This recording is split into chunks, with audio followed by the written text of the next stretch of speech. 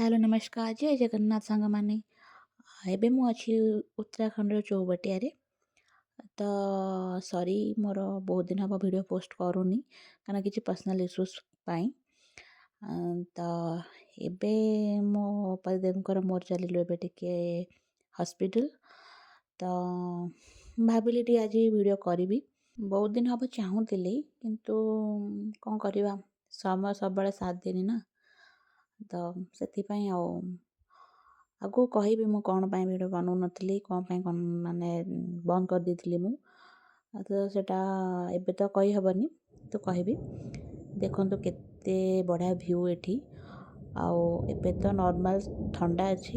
ମୁଁ ଯେବେ ଫାଷ୍ଟ ଆସିଥିଲି ବହୁତ ଥଣ୍ଡା ଥିଲା ଏଠି। ଆଉ ଏବେ ତ ଠିକ୍ ଠାକ୍ ଚାଲିଛି। ଆଉ ଦେଖନ୍ତୁ କେତେ ସୁନ୍ଦର ଦେଖାହେଉଛି ନା। ଆଉ ମୋତେ ତ ବହୁତ ବଢ଼ିଆ ଲାଗିଲା ଏ ଜାଗା।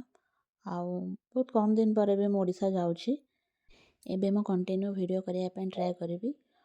ତ ଦେଖାଯାଉ କ'ଣ ହେଉଛି ଆଗକୁ।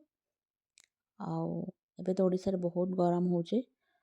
ଆଉ ଏଠି ନର୍ମାଲ୍ ଥଣ୍ଡା ଅଛି, ବହୁତ ବଢ଼ିଆ ଲାଗୁଛି ଏ ଜାଗା। ତ ଖାଲି ତ ଏଠି ଗଛ ହିଁ ଗଛ, ଆଉ କିଛି ପାଇବନି।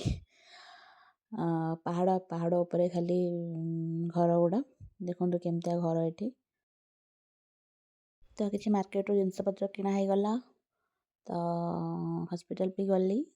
ତାପରେ ଆମେ କିଛି ହୋଟେଲରୁ କିଛି ବିରିୟାନୀ ଅର୍ଡ଼ର କରିଥିଲୁ, ତ ତାକୁ ଆଣିଲୁ। ତାପରେ ଘରକୁ ଯିବା ଆଉ। ତ ପ୍ଲିଜ୍ ମୋତେ ସେମିତି ଭଲ ପାଇବା ଦେବେ ଯେମିତି ଆଗରୁ ଦେଉଥିଲେ। ଏବେ ମୁଁ ଚେଷ୍ଟା କରିବି ଭିଡ଼ିଓ ସବୁଦିନ ଆସିବା ପାଇଁ। ରହିଲି, ଜୟ ଜଗନ୍ନାଥ। ଦେଖା ହେବ ନେକ୍ସଟ ଏକ ଛୋଟ ମିନି ବ୍ଲଗ୍ରେ। Tata bye bye.